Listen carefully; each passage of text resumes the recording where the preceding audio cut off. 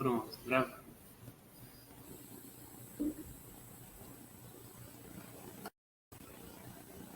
Bom dia a todos e todos. Vamos dar continuidade aos seminários integrados do PMPQBM, hoje com a apresentação de Jesus.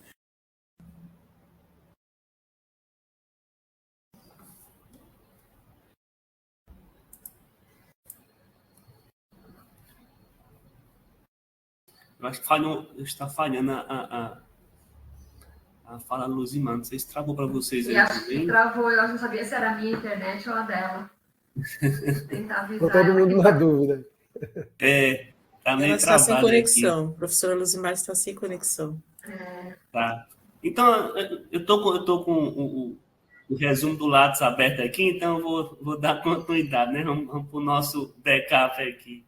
Então, sejam todos bem-vindos aos nossos seminários integrados do PMBQBM, né? Dando início às apresentações deste ano. E temos o imenso prazer de ter conosco o professor Marcelo Bispo Jesus.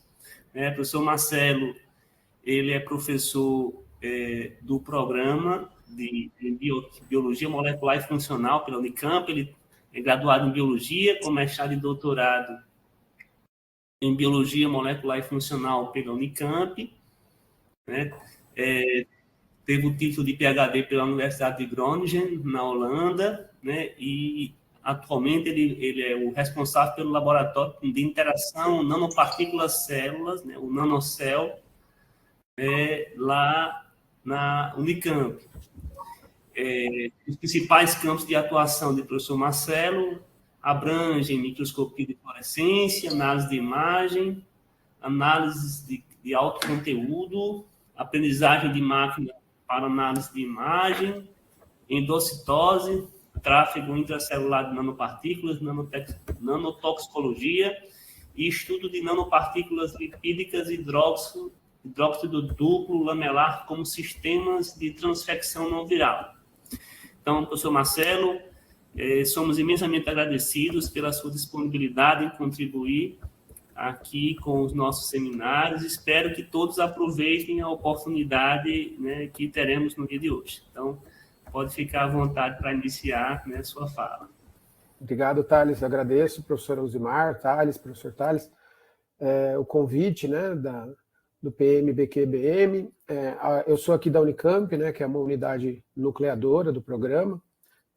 E hoje eu vou falar para vocês um pouco, tem um título muito bonito aqui, né, perfilamento baseado em imagens com Live Cell Paint, uma ferramenta para a descoberta de fármacos e avaliação de nanotoxicidade.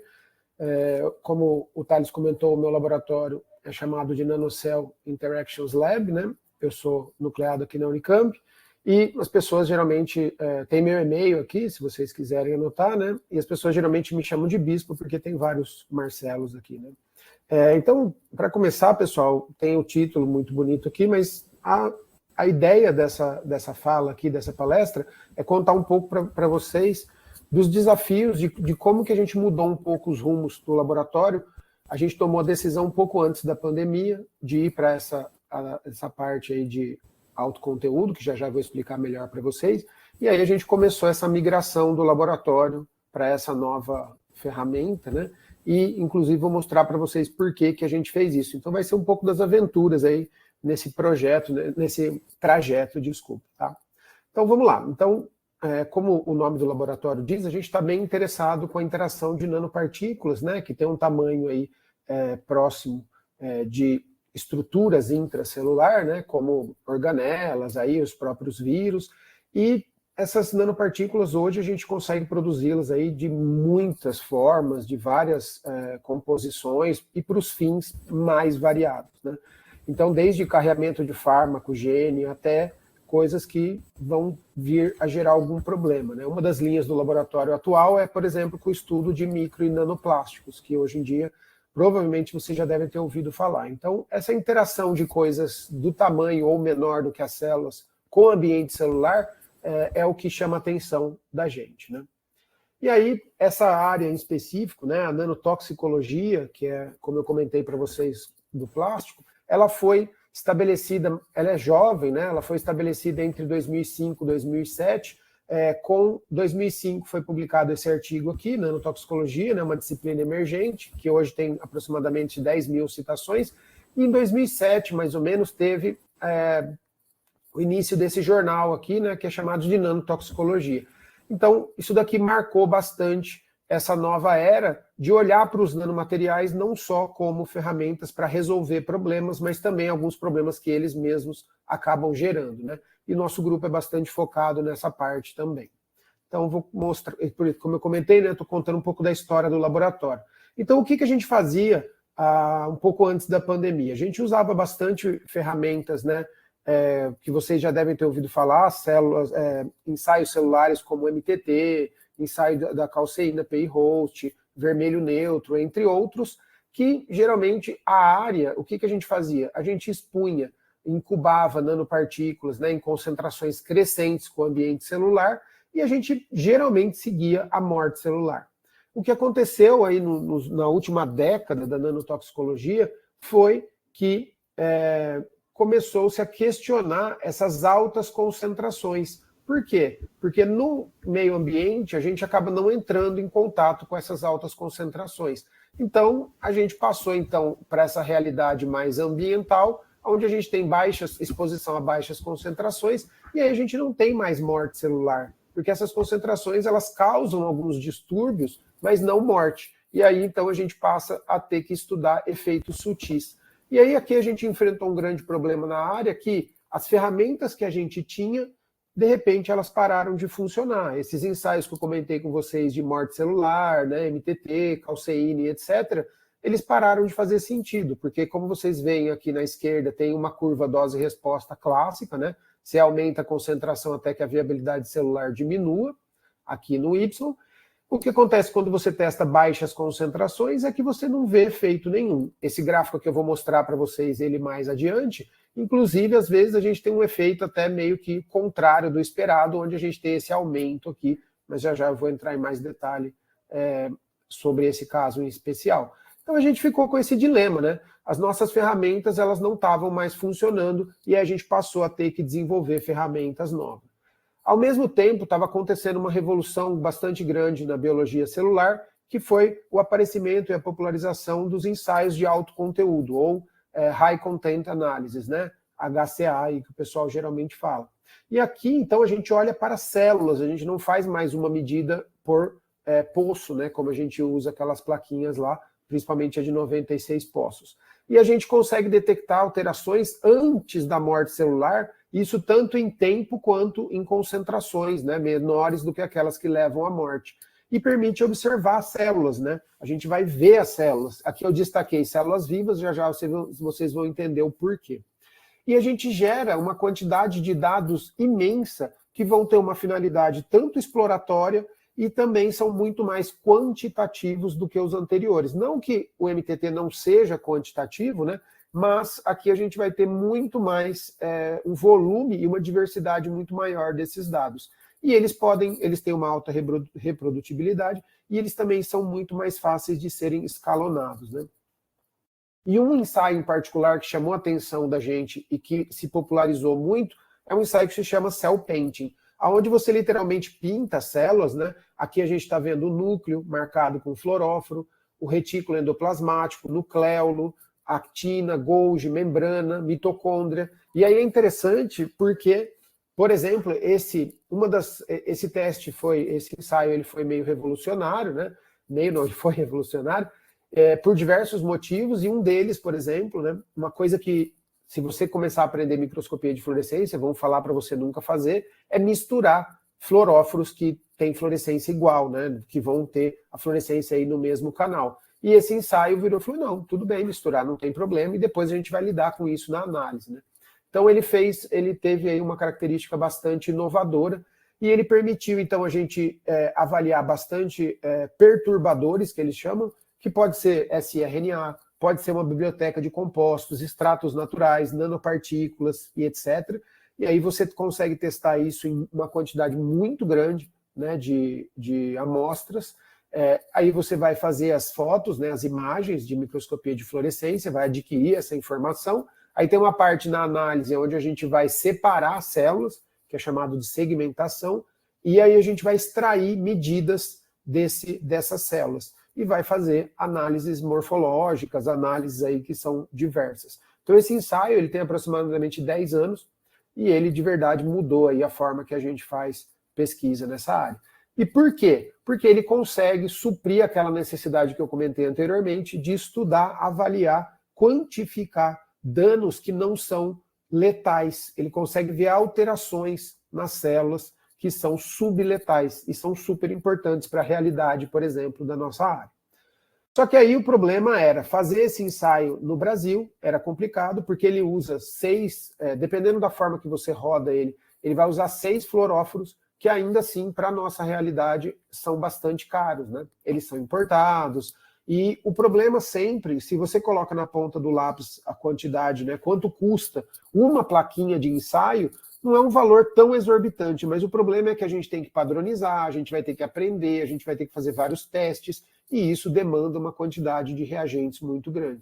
E aí, como eu comentei com vocês, no final ali, 2018, 2019, a gente precisava de uma ferramenta nova e eu estava praticamente assim vislumbrado com essa ideia do ensaio do cell painting, mas ele era um pouco inacessível, porque vocês vão ver que ele requer tanto uns cuidados do ponto de vista experimentais da aquisição da imagem, da análise do tratamento, da análise dos dados. Então, a gente precisava de alguma coisa para aprender, uma coisa um pouco mais simples, de preferência para a nossa realidade mais barata e fácil de usar. E aí a gente começou a usar, pesquisar alguns fluoróforos que são mais simples e mais baratos e etc.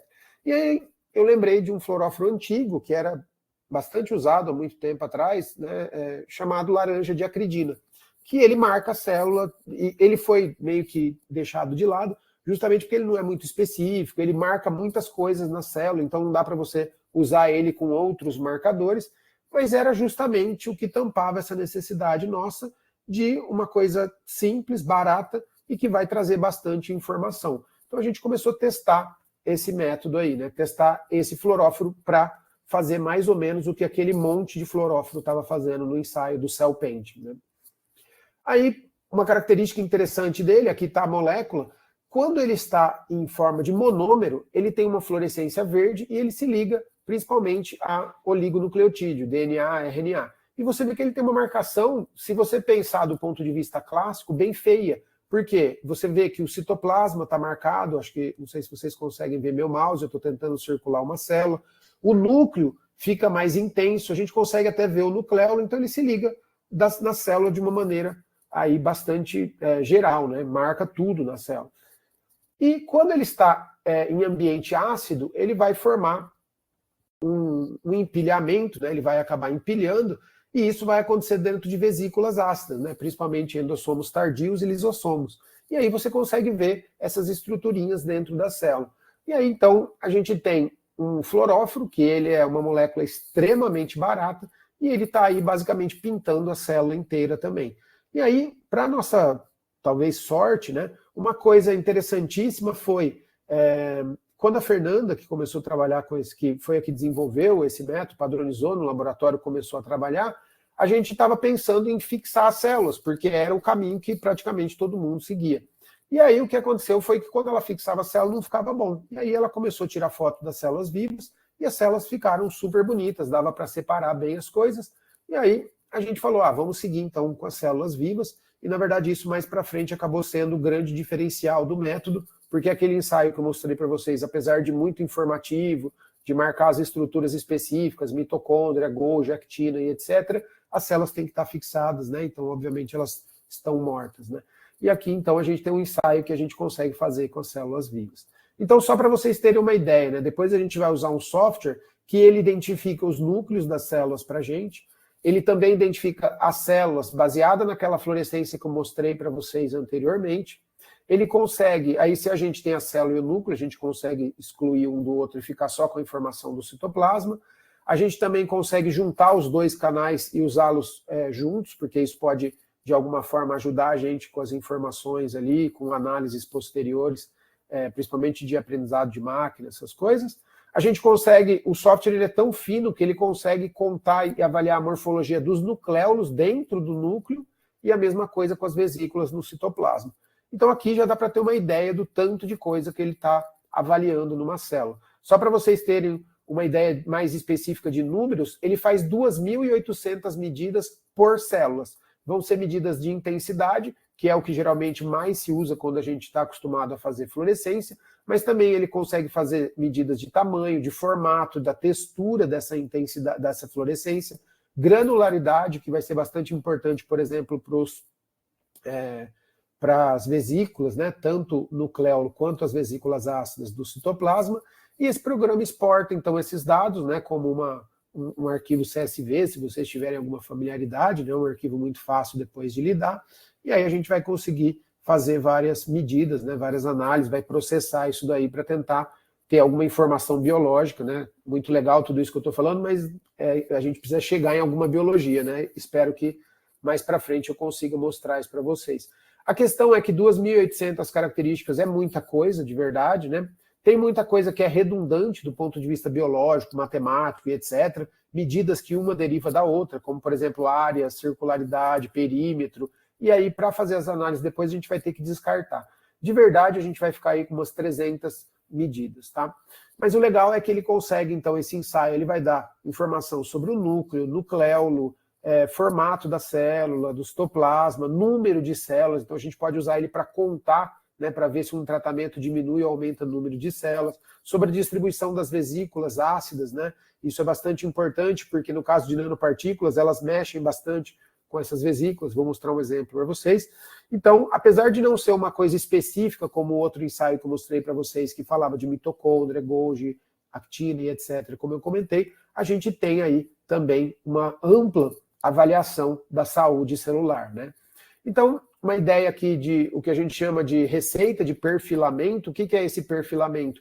É a gente conseguir transformar todas essas informações, agregar elas e conseguir falar, olha, as células não tratadas têm mais ou menos essa cara. As células tratadas com esse composto ficam com essa cara. E assim por diante, né? Claro que eu estou usando uma linguagem bem informal, né? A gente vai conseguir numericamente entender isso daí, mas, mais uma vez, vai ficar mais claro um pouco mais para frente. Para isso, a gente usa uma ferramenta que chama PyCytoMiner, que vai ajudar a gente a consolidar esses dados. A gente precisa adicionar algumas informações, por exemplo, quais são os tratamentos e etc. E aí, uma característica aqui que é interessante, a gente, apesar de adquirir a informação por célula, a gente vai seguir na análise com a mediana do poço. E isso é uma questão de facilidade de processamento, mas hoje em dia a gente já está no laboratório trabalhando em outras abordagens que seguem no que a gente chama de célula única, né, o single cell. Tá? Mas o dado que eu vou mostrar para vocês aqui são todos por... A gente transformou cerca de 2.000 células que a gente analisou por poço, a gente transformou em uma medida, a gente usou a mediana de uma medida, tá? Mas depois a gente está trabalhando em outras abordagens também. A gente chama de anotar o dado, né? Que é falar qual composto, qual célula, quanto tempo, etc., porque isso não vem das imagens, né? O aluno que tem que adicionar. A gente normaliza os dados para poder relativizar em relação a um controle não tratado ou a um controle tratado, para poder seguir com as análises. E a gente faz uma redução de dimensionalidade, porque vai ser uma tabela com 5.000 células por 300 colunas, é quase impossível a gente entender uma tabela tão grande. A gente usa ferramentas tanto de redução de dimensionalidade, transformar isso num gráfico 2D, vou mostrar exemplo para vocês, como selecionar algumas das características que estão sendo mais importantes para esse efeito que a gente está vendo, tá? Então, basicamente é isso. E aqui, só para dar uma ideia para vocês de como é um ensaio de verdade, tem uma etapa que chama CEIDEV, que é onde a gente vai olhar e ter uma ideia se esse experimento está funcionando, se ele está dando certo, se o software está realmente reconhecendo as células. E aí tem um filminho aqui que ele vai mostrar para vocês, eu estou dando um zoom, essa é uma imagem representativa dos poços, cada quadradinho desse é uma imagem representativa, e se você olhar, você vê que ele está fazendo um bom trabalho, ele consegue identificar uma célula certinho, ele consegue identificar o núcleo, o nucleolo. Então é uma etapa aí, um controle de qualidade muito importante para a gente saber que as análises depois elas fazem sentido, né? Aí uma coisa que eu vou falar bastante para vocês é o que a gente chama de perfil fenotípico. E aí é o que a gente quer chegar, que é para a gente comparar de uma maneira bastante geral, usando todas essas ferramentas, né, esses números que eu falei, usando 300, 400 características, mas a gente quer tentar agrupar essas células em tratado, não tratado e etc. Mas aí, então, para a gente chegar nisso, a gente teve que padronizar esse método, mostrar que essa ferramenta podia ser usada para isso. Então eu vou mostrar para vocês como que a gente chegou até isso. A primeira coisa que a gente fez foi mostrar que o composto, que concentrações do composto a gente podia usar e ele não ser tóxico ou não causar nenhum problema para a célula, como qualquer composto, né? Aqui a gente tem uma curva da laranja de acridina, do nosso marcador, do nosso fluoróforo em relação à viabilidade celular, e claro, se a gente colocar concentrações muito altas, esse composto vai acabar trazendo algum efeito citotóxico para as células. Então, esse é o primeiro passo que a gente sugere no artigo, você determinar aí que concentração você pode usar, e aqui na direita a gente mostrando que ele é possível, né, a gente usar para várias linhagens celulares. Se não me engano, no artigo a gente usou 4 só como demonstração, né? Eu vou falar bastante para vocês dessa daqui, que é uma célula hepática que chama Hu7, e a MCF7, se vocês também tiverem algum conhecimento, é uma célula muito usada de câncer de mama. E aí aqui já dá para ter uma ideia geral a gente comenta, né, a cara da célula, né? Então você vê que a Hu7 é uma célula grande, o tamanho do núcleo dela é bem fácil de identificar, a MCF7 já é um pouco menor, o padrão da distribuição das vesículas ácidas dela já é diferente, então com isso você já consegue ter uma ideia geral aí sobre a morfologia e a organização das células, né? No segundo momento, a gente foi começar a mostrar que esse método ele podia ser quantitativo, então a gente usou algumas moléculas que vão causar aí um distúrbio em vesículas ácidas, que são conhecidas, né, cloroquina, por exemplo, e a gente foi quantificar isso para mostrar que o método era capaz de fazer isso com um ponto, né, com uma característica específica. A gente usou a bafilomicina, que inibe uma ATPase da membrana dos lisossomos e impede a acidificação. Comparado com o controle, então, a gente vê que diminui a quantidade aqui das vesículas, né, a intensidade desse canal, e quando a gente tratou com cloroquina, a cloroquina também faz isso, né, era para ter diminuído e aí acabou aumentando. A gente começou a se perguntar, né, o que estava acontecendo, mas quando você trabalha com imagem, essa é uma vantagem, claro que tem desvantagens também, mas a vantagem é que o efeito aqui está bastante evidente, né, ele está realmente muito mais intenso que o controle. Aí a gente repetiu e tudo, olhou e ficou meio preocupado, porque a cloroquina na literatura, né, sabidamente, ela diminui a acidificação de vesículas, mas aí foi interessante, foi até bom para a gente validar, né? Em células hepáticas, a cloroquina tem um efeito diferente, ela causa um fenômeno que é chamado de fosfolipidoses, que é a degradação de alguns lipídios que gera uma resposta de acúmulo de lisossomos aí que estão tentando processar esse dano, né? Então foi interessante porque a gente conseguiu mostrar, foi sorte, né? Mas a gente conseguiu mostrar que a gente conseguia pegar tanto diminuições como aumento, né, nessas medidas. Aí aqui a gente estava fazendo uma medida simples, que é uma coisa que é interessante, mas que já era feito, né, já era sabido, outras pessoas inclusive já tinham mostrado isso, a gente queria avançar um pouco mais. E uma coisa que é muito comum na área de toxicologia, né, é fazer uma curva dose-resposta. A gente falou, será que a gente consegue usar esse fluoróforo para fazer isso também, né?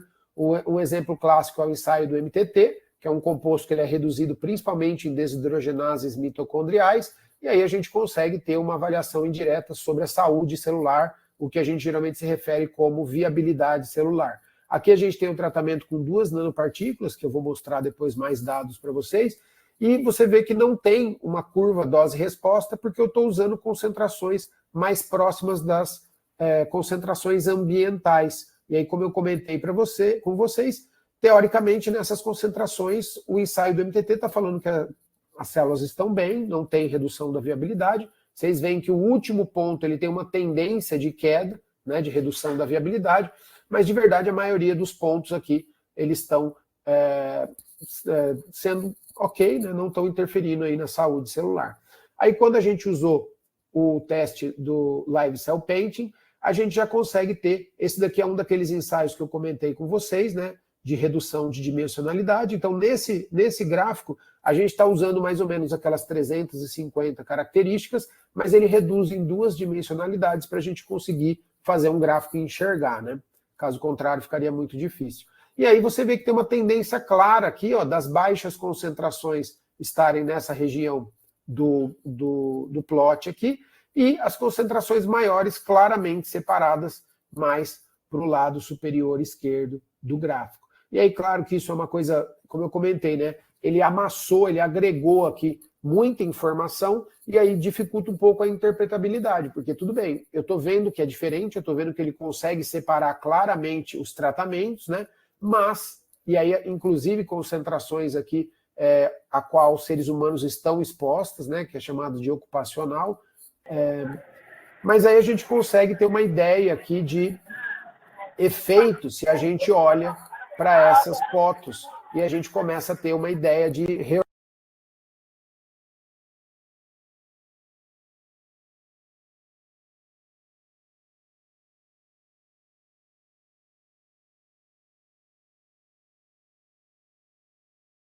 verdade interpretar. Aí a gente pode usar uma segunda abordagem, aí entra então o aprendizado de máquina, né, o machine learning, que ele vai tentar apontar para a gente quais são as características que mais separam esses grupos. E aí a gente começa a ver que, por exemplo, a textura do citoplasma aumentou bastante nos tratamentos e o formato do núcleo diminuiu bastante. Então, o núcleo, por exemplo, é uma organela que responde bastante a estresse, e uma das coisas é realmente essa diminuição do núcleo, né, essa compactação do núcleo. Então agora você vê que a gente já começa a ter um direcionamento desse efeito, né, começa a ajudar a gente a interpretar o que pode estar acontecendo. Tá? Então aqui a gente já está começando a mostrar para que serviria o teste. Mas como eu comentei com vocês, aqui a gente está preocupado na curva dose-resposta, então a gente pegou essas características que a gente viu ali que tinha grande variação, uma nuclear e uma citoplasmática, e a gente plotou aí para fazer uma curva dose-resposta. E aí você vê que claramente tem um efeito aqui de diminuição, como eu comentei com vocês, né, do núcleo, e um aumento a textura do citoplasma, né? E aí o que é interessante aqui?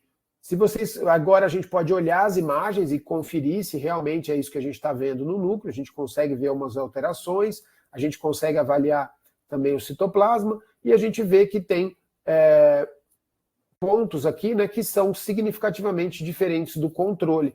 E se a gente olhar no MTT, esses pontos aqui que foram diferentes do controle, o MTT não estava detectando nenhum tipo de alteração, inclusive 2 concentrações maiores que essas até, né? Então você vê que esse método, ele até, além dele mostrar, apontar algum tipo de problema mais específico, ele é bastante mais sensível do que dessas técnicas convencionais, né?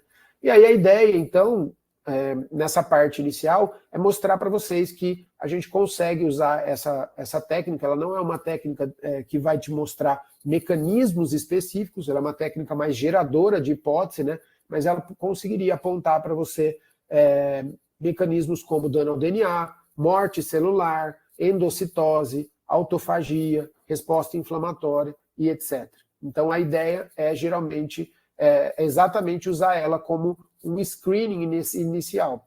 E uma coisa que eu não destaquei para vocês no começo, mas que é um benefício muito grande, né, do cell painting, o ensaio original e o nosso ensaio também herda, a gente fala que ele é unbiased, né? Ele é não direcionado. Então ele não está olhando especificamente um tipo de dano, um tipo de alteração. Ele está avaliando a célula como um todo e dependendo daquilo que está sendo alterado, ele te sugere ir naquela direção. Tá?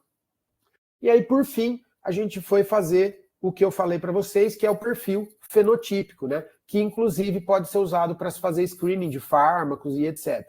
Que é exatamente isso daqui. E o MAP é uma dessas ferramentas de redução de dimensionalidade.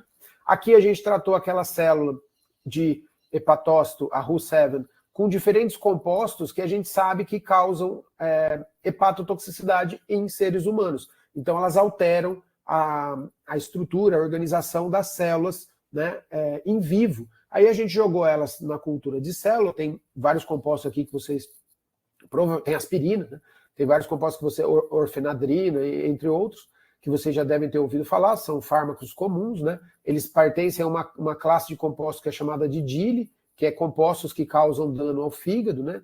E aí a gente consegue ver que o ensaio do Live Cell Painting, ele consegue agrupar as células em regiões mais ou menos específicas. Então essas células aqui, esse grupo aqui, por exemplo, eu acho que é a orfenadrina, a gente vê que o dano dele é bastante característico, diferente, por exemplo, do etoposídeo, tá? E esses daqui que estão um pouco misturados, inclusive tem um mecanismo parecido, por isso que aqui o método está colocando eles aí mais ou menos junto, né? Então isso daqui que é o perfil fenotípico que eu comentei com vocês.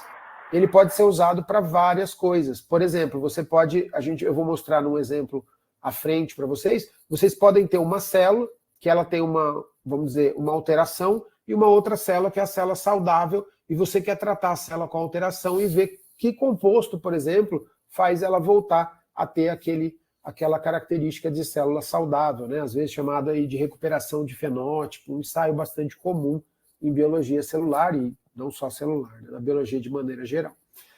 Aí uma coisa muito interessante, como eu comentei com vocês, é que é uma outra forma de fazer aquela avaliação que eu mostrei há pouco. Eu posso tentar olhar o dano que a aspirina causou na célula, quais os canais que ele mudou principalmente, o canal verde, o canal vermelho, se ele mudou o formato da célula. E você vê, por exemplo, a alovastatina, 90% da alteração que ela causa é no canal vermelho. E a gente sabe que o canal vermelho está relacionado com as vesículas. Já o etoposídeo, ele altera bastante o canal verde, que está relacionado também com o núcleo, ele é um quimioterápico, faz bastante sentido. Então você começa a usar essas informações para recuperar a biologia. E você também pode olhar para as características do software, né, que a gente usou para fazer essas análises. Ele gera os dados de intensidade, textura, granulosidade, né, como eu comentei com vocês, formato e etc. E você começa a ver o que mais está variando, né? Então, por exemplo, na época do meu doutorado, eu praticamente fazia análises só de intensidade. E aí agora, um software, né, que é o Cell Profiler, eu acabei não comentando muito sobre ele, mas ele acaba fazendo essas várias medidas e você consegue avaliar a célula de uma maneira muito mais global, né? E aí, então, dessa forma, a gente mostrou que o teste, né, esse ensaio, ele é bastante versátil e ele é bastante agradável do ponto de vista aí de eficiência, né, de um custo-benefício muito interessante. A gente mostrou que a gente conseguia fazer medidas pontuais, né? A gente começou de uma maneira bem simples para depois aumentar a complexidade. A gente consegue fazer curvas dose-resposta com qualquer tipo de perturbador, né? Fármaco, nanopartícula e etc., o que é bastante interessante, porque para alguns momentos é legal você determinar concentrações que causam algum tipo de alteração para depois seguir com os seus ensaios. E a gente também mostrou que a gente consegue usar esse ensaio para fazer o perfil fenotípico, que pode ser usado para várias coisas, inclusive para screening de fármacos, tá? Então, essa daqui foi a nossa ideia para validar esse método aí. E aí, a gente depositou isso daí no bioRxives e recentemente foi aceito para publicação na Molecular Biology of the Cell, tá? Depois também a gente pode até disponibilizar se alguém precisar, se vocês não tiverem acesso aí. Uma outra ferramenta que a Fernanda acabou desenvolvendo no doutorado dela foi um artigo de ajudar, principalmente a biólogos, né, a passar por todo esse processo, conta um pouco dessa história, né, de como que você vai usar esses dados que vêm de imagem para fazer aqueles grupos que eu falei para vocês, os clusters, matriz de similaridade, usando isso daí para poder interpretar e fazer isso daí. Então, uma coisa bem de protocolo, né? Um artigo bastante interessante para quem está começando nessa área. Ela fez aí enquanto ela estava numa bolsa de visita ao instituto lá nos Estados Unidos, o Broad, que é o grupo, inclusive, que desenvolveu tanto a ferramenta, né, o Cell Profiler, como aquele método do Cell Painting que eu comentei com vocês, tá? Então, esses dois artigos são bem legais aí, principalmente para quem tiver interesse em começar nessa área. E aí eu queria mostrar para vocês agora alguns dos projetos que estão usando essa metodologia. Inclusive, a gente, nesse momento, está testando aí as limitações e aplicações desse método, né? Para que ele serviria, para que ele não serviria, super importante a gente saber também, né? O que ele não é capaz de informar, né? As limitações dele. Esse daqui também é um outro trabalho da Fernanda, que ela fez durante o doutorado. Ela expôs células a concentrações baixas de nanopartículas, mas por um período mais prolongado, por 1, 15 e 30 dias. A maioria dos artigos geralmente olha só para um dia, né, 24 horas. E aí tentou olhar usando o Cell Painting original, aquele que eu mostrei para vocês, o nosso teste, o Live Cell Painting, e um teste que eu vou mostrar para vocês exatamente o que é. A gente que deu esse nome de ToxPath, né, de uma ideia de que a gente vai saber o caminho, aí, o mecanismo de toxicidade da nanopartícula. Aí a diferença desse terceiro aqui é que ele é mais direcionado. Ele já vai fazer perguntas mais específicas. Vou mostrar para vocês, vai ficar mais claro. A gente fez uma versão adaptada do Cell Painting, que é para marcar as coisas que a gente consegue avaliar no nosso equipamento. Então, a gente colocou um composto que marca o núcleo, o citoplasma, actina, membrana plasmática, Golgi, o retículo endoplasmático e mitocôndrias. Tá? O nosso ensaio que eu comentei com vocês, né, que tem o canal verde e o canal vermelho. E esse daqui que é o ToxPath. O que é o ToxPath? A gente marca sempre o núcleo porque ele serve como referência. A gente usou uma proteína, um anticorpo para uma proteína específica que é chamada de γ-H2AX, porque ela mostra dano ao DNA. Ela é uma enzima que está relacionada ao reparo do DNA. Então ela está ativa, né? A gente tem um anticorpo com uma forma fosforilada que mostra que ela está ativa, então a maquinaria de reparo foi acionada. Tá? E aí, aqui é um controle positivo, ele forma esses pontinhos dentro do núcleo que está sendo mostrado aqui. Esteatose, né, um marcador aí de lipídios danificados dentro da célula, para marcar esteatose, que esteatose, né, é o acúmulo de gordura no fígado no ser humano. Aqui é um ensaio que tenta mostrar, entre aspas, né, a esteatose dentro da célula, esse acúmulo de vesículas lipídicas dentro da célula, principalmente relacionadas a esse dano. E a gente tentou seguir a proteína NF-κB para ver se tem alguma proteína relacionada com resposta inflamatória. Não dá exatamente para falar de inflamação, né, em uma célula, mas para ter ideia de como se tem algum tipo de resposta nesse sentido.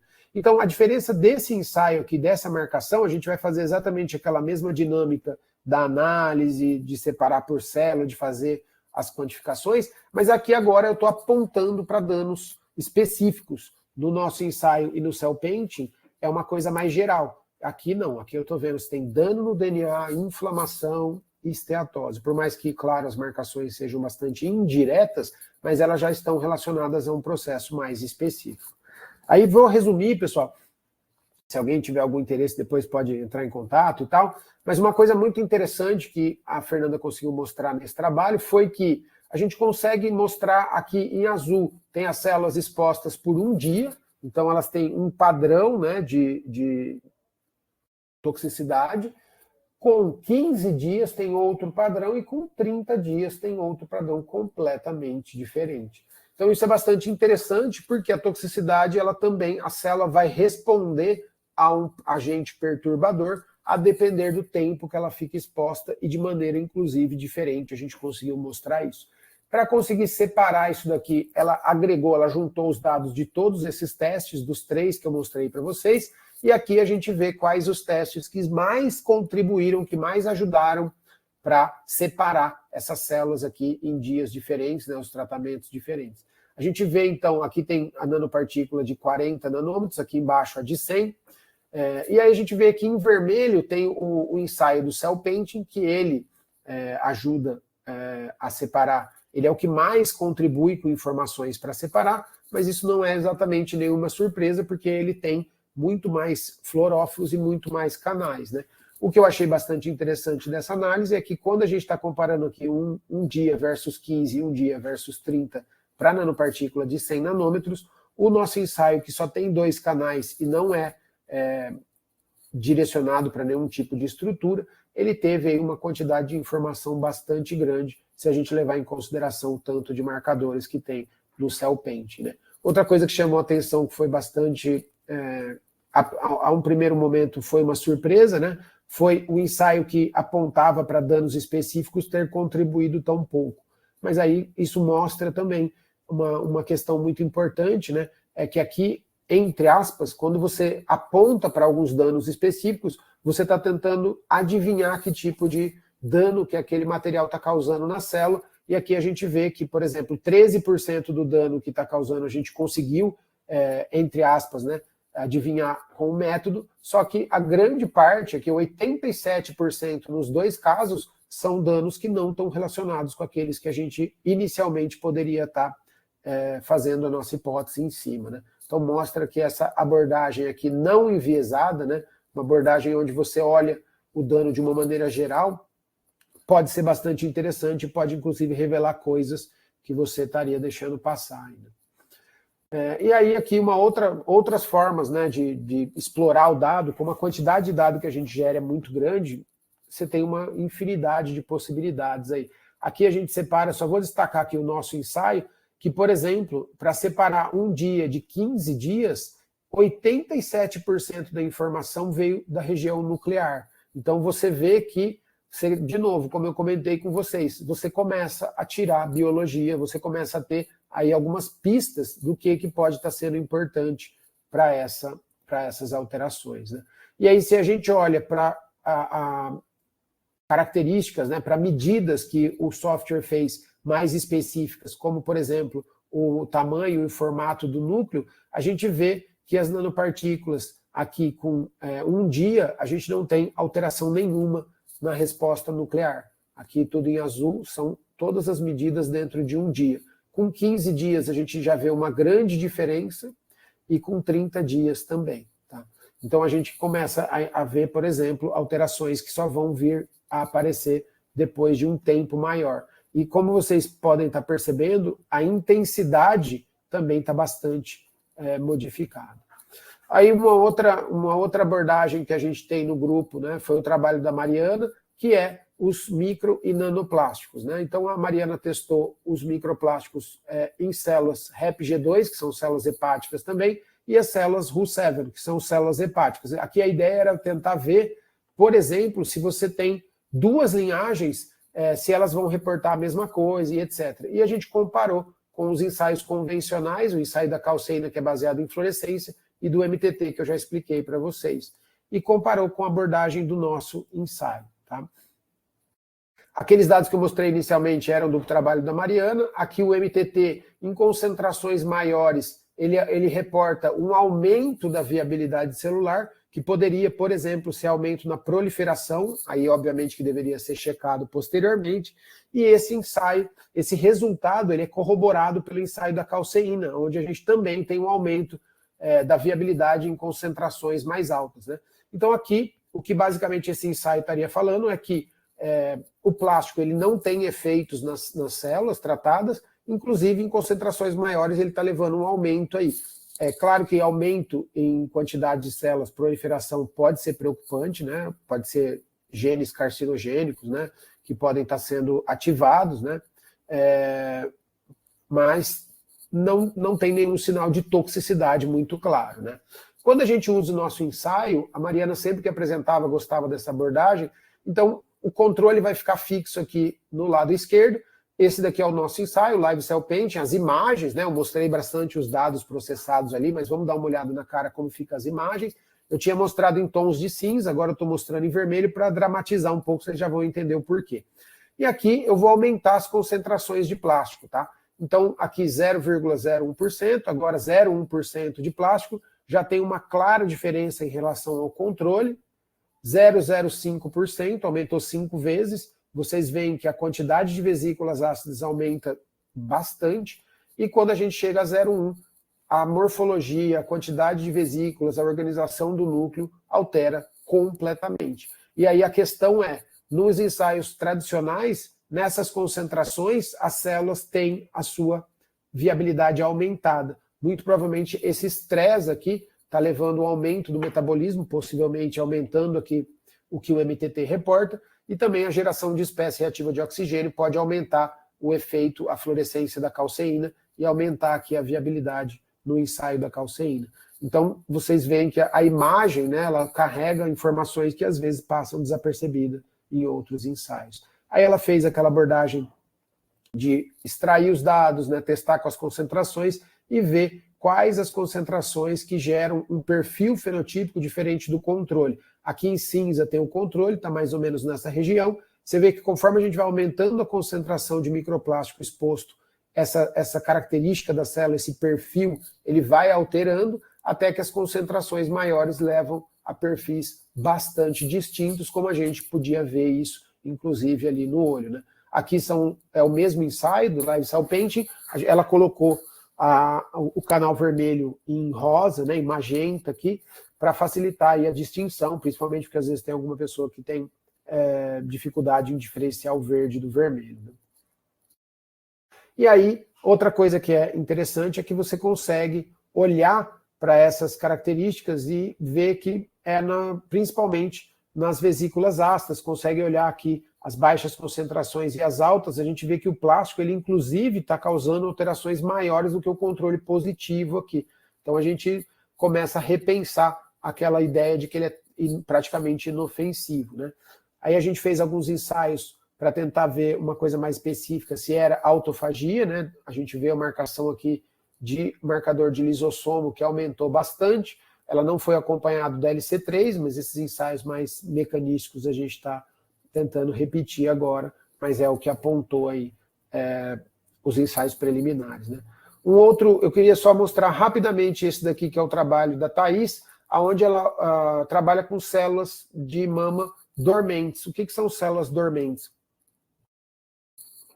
São células tumorais que não estão em alta taxa de replicação, e elas são um desafio muito grande para a quimioterapia, porque a quimioterapia vai matar aqui a célula verdinha, que está representando as células que estão duplicando, mas não vão matar as células dormentes. E aí o problema das células dormentes é que depois de um tempo elas podem voltar a proliferar e causar uma reincidência desse tumor. E aí o que ela fez? Primeiro ela fez ensaios para mostrar que o modelo dela, usando o cloreto de cobalto, estava fazendo as células ficar nesse estado. Esse gráfico aqui é bastante interessante, porque a gente tem as células expostas ao docetaxel, eu acho que é o docetaxel, e você vê que as células não dormentes, que seriam essas verdinhas que estão replicando, elas morrem, tem o IC50, e as células dormentes que não estão replicando, elas não são sensíveis ao quimioterápico, que é o que acontece de verdade na clínica.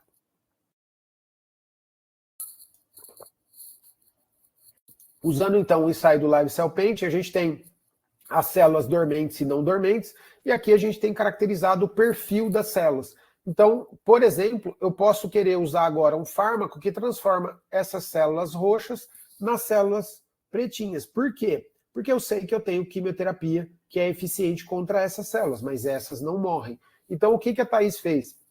Ela tratou as células dormentes com 70 compostos, e aí ela viu que tem vários compostos que alteram o perfil das células. Inclusive alguns, aqui em rosa, é o controle, as células que estão replicando, né? A maioria dos tratamentos não faz nada, né? Não altera as células. Aqui estão as células dormentes, elas continuam dormentes, mas vocês veem que alguns compostos são capazes de modificar esse estado de alguma forma. Inclusive um deles, a célula ficou muito parecida com as células que estão replicando, né? Então, por exemplo, isso poderia ser usado, uma ideia, né, de por que isso pode ser importante, esse trabalho.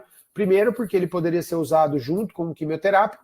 Se a célula está entrando nesse estágio, ela voltaria para o estado de replicação e morreria com o tratamento. E também, esses outros compostos aqui que não têm esse efeito, o que eles poderiam estar fazendo? Eles poderiam estar acelerando o processo de acordar essas células. Então, por exemplo, uma mulher que passou por uma quimioterapia, talvez não seja ideal ela entrar em contato com esses compostos aqui, tá? Então, esse trabalho está em andamento, por isso que os nomes dos compostos ali ainda não estão explícitos. Então, eu já estou finalizando. Então, aí a ideia do ensaio, se vocês lembrar no começo, era voltar a trazer, né, o laboratório para essa realidade mais de baixas concentrações, de efeitos sutis, de avaliar a saúde celular num nível mais fino, né? Então a gente acha que ele, de uma maneira bastante simples, mas ainda assim elegante, consegue unir isso daqui, né? a gente viu que a gente está avaliando células vivas, então a gente tem uma resposta que é bastante real, né? Principalmente comparado com... A gente sempre fica com uma preocupação muito grande quando a gente fixa as células, né? Usa um agente fixador, porque pode alterar aí como a célula está organizada. Ele é extremamente acessível, né? Um ensaio muito econômico. Ele é multiparamétrico, então ele avalia diversas medidas num único ensaio, isso aumenta bastante a robustez dele. Ele é bastante reprodutível, pelo menos é o que a gente tem mostrado até agora, e aparentemente ele é fácil de ser escalonado, né? E aí, então, é um ensaio que dá para a gente ir da fluorescência até o funcional, até a biologia, até interpretar o que está acontecendo ali com aquela célula. Claro que ele não é um ensaio final, não é com ele que eu vou dizer que é apoptose, é morte celular, é dano à mitocôndria, é o DNA, mas ele ajuda a gente a chegar mais rapidamente e de uma forma aí mais racional a esse efeito, né? Então eu preciso agradecer as pessoas que fizeram esse trabalho, né? A Fernanda, que padronizou esse ensaio, o trabalho todo no doutorado dela foi avaliar, padronizar isso daí, né? Ela é a primeira autora dos 2 artigos que eu mostrei para vocês. A Thaís ajudou bastante também, ela que é responsável pelo ensaio que eu mostrei para vocês agora no final do screening de fármacos. A Mariana é a aluna que eu mostrei para vocês os resultados do microplástico, né? Ela que iniciou esses trabalhos de microplástico usando aí o perfil fenotípico. A Luana, acabei não mostrando dados dela, mas também é doutoranda do grupo. Queria agradecer às agências de fomento. Acabei notando que os outros doutorandos do grupo, outros participantes acabaram não aparecendo aqui, mas acho que tem na foto final. As agências de fomento, FAPESP e CNPq, né, que ajudam a financiar toda essa pesquisa, a Unicamp, a sede aqui, o professor Wagner Fávaro e Eneida, a professora Maria Cristina, desculpa, são colaboradores que ajudam bastante a gente com células, com abordagens, com ensaios aqui, né? O pessoal do Broad Institute nos Estados Unidos, a Beth Simini e a Anne Carpenter, que ajudaram bastante a gente a padronizar, porque o know-how de análise, né, foi todo do laboratório delas, né? O Murilo de Carvalho aqui do CNPq, que ajuda bastante a gente nos projetos, inclusive é parte de alguns projetos nossos, principalmente com plástico. E aqui o grupo, né? Todo mundo. Eu acho que era isso, pessoal. Então, se vocês quiserem saber um pouco mais, tem o nosso site aí, www.nanocell.com.br. Se vocês tiverem alguma pergunta, se der tempo, eu tento responder aí para vocês.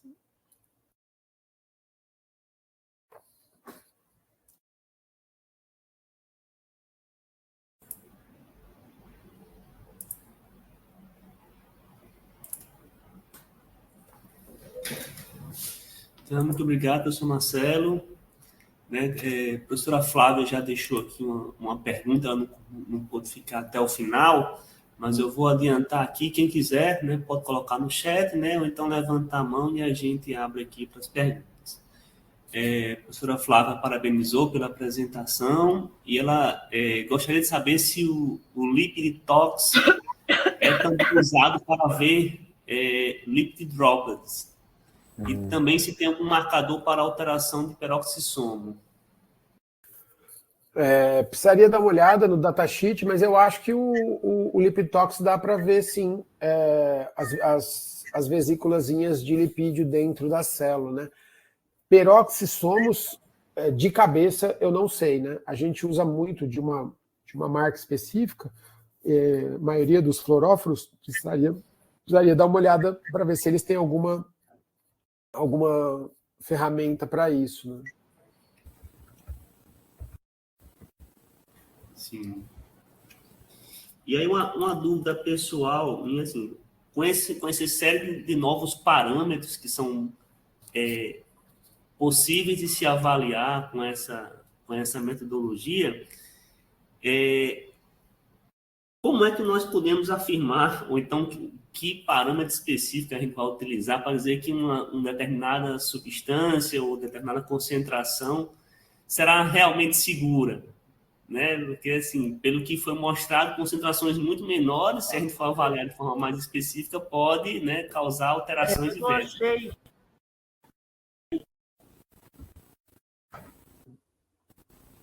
Então, Perfeito. não sei se haveria essa resposta, né? Mas assim, Perfeito, o que sobra diante dessa possibilidade de análise imensa, né, que o senhor nos apresentou aqui, né? Eu acho que isso a primeira coisa, né? Essa é uma das grandes questões da área no momento, né?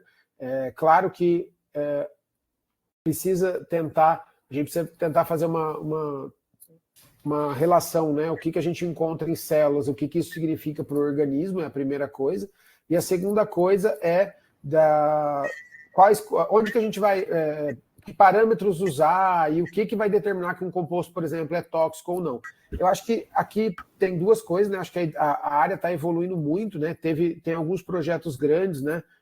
Tanto na América do Norte como na Europa, que usam muito dessas ferramentas para toxicologia. Então, é uma coisa que eles estão usando muito agora para, principalmente OECD, né, OCDE, em português, em inglês a sigla, para usar esse tipo de análise para tentar determinar a toxicidade. E aí toda a discussão é em torno dessa pergunta que você fez mas quais parâmetros vão ser usados, quais concentrações vão ser limítrofes e etc. Né? Isso é de verdade o que a área está em busca hoje. A resposta que eu te dou do ponto de vista prático do meu laboratório, né, o que a gente faz é a gente procura essas alterações e uma vez que a gente encontra, aí a gente tenta ver qual que é a relevância biológica dela, tenta avaliar o quanto que aquilo está alterando o processo biológico que a gente encontrou alterado, né? Então, se é replicação, se é dano ao DNA, se é mitocôndria, enfim, espécie reativa de oxigênio. O que importa é que, como a gente faz experimentos muito curtos, geralmente o que a gente consegue ter ideia é que coisas que causam dano ao DNA, se a gente aumenta a exposição daquilo no tempo, provavelmente aquilo tem um potencial muito grande de ser mais perigoso, né? Então isso daí é bem o que a gente tem feito, né? Tentar ter ideia do processo que está principalmente alterado e o que vai significar aquilo ali estar alterado a médio e longo prazo, né? Mas a questão das concentrações e quais características em específico são mais importantes, isso é o que está em discussão de maneira geral aí. Ótimo. Obrigado pela resposta. E a Alessandra Nóbrega parabeniza pela apresentação e pergunta se existem muitos estudos relacionando o uso de agrotóxico consumido na alimentação nesse sentido também. Legal. Boa pergunta, Alessandra. A gente tem algumas coisas, né, com agrotóxico também, principalmente relacionadas em conjunto com plástico, né, microplástico e etc.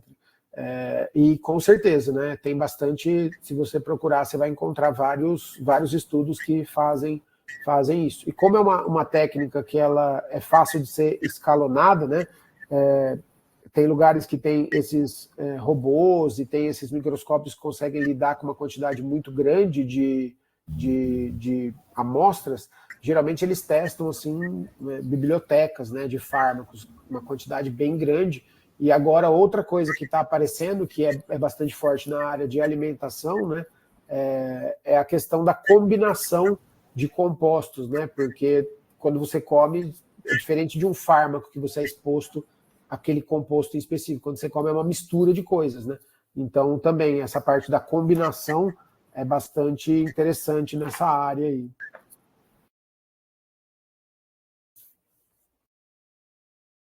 Exatamente. Perfeito. É a mesma dor, né? Vamos pensar assim, é a mesma realidade de exposição, né? Concentrações baixas, mas uma exposição mais crônica, né? Ao longo da vida, as pessoas ficam expostas. E aí acho que uma das coisas que está mudando um pouco na área, justamente, até pouco tempo atrás, assim, 90% dos trabalhos era exposição de 24 horas, quando muito, né? Assim, 72, 48 é possível de encontrar, mas você vai colocar aí mais de 95% de tudo que está publicado. E agora, principalmente essa parte de toxicologia, seja ambiental, de nanopartícula, plástico, qualquer coisa, uma das coisas que a gente está vendo mudar bastante é a variável tempo. Ela tá se dilatando, né? Os trabalhos geralmente estão usando tempos maiores, né? Para tentar ser mais relevante. Aí. Perfeito. Uma outra dúvida que a gente teria aqui é, para executar essas técnicas, né, de cell painting, necessitaria algum equipamento específico ou um microscópio de fluorescência bom? A partir dele você já conseguiria tentar fazer alguma coisa? Assim? Ou seria Perfeito. um equipamento específico? Assim? Isso. A questão a partir de qualquer microscópio de fluorescência é possível, né? Só que a questão, se você olhar os trabalhos, como eu comentei, né? Geralmente as pessoas testam bibliotecas, a coisa, geralmente ela é numa escala um pouco maior. Se você tiver um microscópio de fluorescência, com certeza já é possível. O que a gente tem aqui de equipamento, eu tenho um equipamento que ele chama Citation 5. Ele é um equipamento que o que facilita muito a vida é que ele faz essas imagens na placa de 96 poços. Então a gente não precisa passar para lâmina, por exemplo, ou lamínula, qualquer outra coisa que dificultaria essa escala, né? Se você tiver que fazer uma plaquinha de 96, a gente consegue fazer 10, 15 compostos. Com lâmina, 10, 15 compostos já daria um trabalho um pouco maior. E aí, claro, vai ter equipamento de tudo que é preço, né, e tudo que é possibilidades. Então, tem lugares que você tem placas também, você pode trocar a placa, né? O problema de ir para uma placa, por exemplo, de 358, eu acho, é que ela vai ser mais difícil de manipular, né? A hora que o aluno estiver pipetando, a chance de erro é muito grande. Aí, geralmente, quem usa esse tipo de placa já usa robôs que vão fazer a aplicação, né? Mas, como eu comentei, né, a Thaís fez um ensaio com 70 compostos e em vários dias, não foi tudo de uma vez, né? Mas já foi ok de ser feito, né? Então, eu diria que até 100 compostos é possível de ser feito na mão com um microscópio, por exemplo, que lê placa, né? Vai dar trabalho, mas é possível. Acima dessa escala já é muito difícil de lidar, aí já teria que ter equipamentos um pouco mais específicos, né? E no microscópio de fluorescência, aí vai depender um pouco de como que ele funciona e tudo mais, mas também daria para fazer. E às vezes você não tem essa necessidade de fazer vários compostos. Você tem um composto e você quer ver, por exemplo, em diferentes tempos. Se você conseguir tirar a imagem de fluorescência, já daria para fazer dessa mesma forma, né? Certo. Mais alguém teria alguma pergunta? Pode levantar a mão, colocar no chat.